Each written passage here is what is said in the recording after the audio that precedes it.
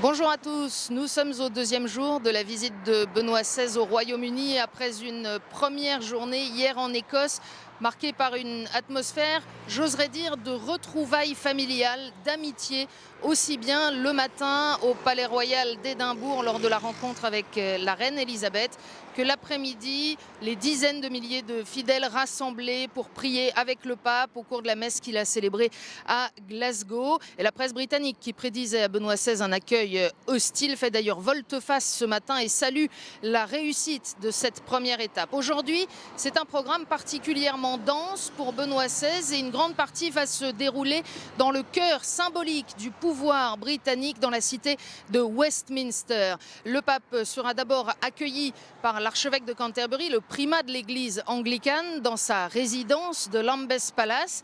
Et puis ensuite, il se rendra dans ce lieu très particulier qu'est Westminster Hall. C'est là que se rassemblent la Chambre des Lords et la Chambre des Communes lorsqu'elles veulent conjointement s'adresser à la reine. C'est là que Benoît XVI, au cœur de l'après-midi, prononcera un discours à destination des représentants de la société civile, du monde économique, culturel et des représentants des grandes religions. Un discours, n'en doutons pas, où il sera question de la figure du cardinal Newman, du rapport à la modernité et de l'articulation entre la foi et la raison. Et puis, en fin de journée, le pape à Westminster Abbey célébrera un office œcuménique avec le primat de l'église anglicane. Mais ce matin, d'abord, direction la banlieue de Londres, Twickenham, sur le campus de St Mary's University College.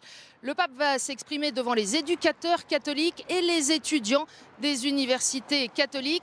Le pape qui hier déjà s'adressait aux jeunes en Écosse, les invitant à ne pas céder aux tentations que le monde d'aujourd'hui leur présente comme étant source de bonheur, qui peuvent procurer une vie attrayante mais superficielle. Et le pape les a invités à fonder leur vie sur le Christ.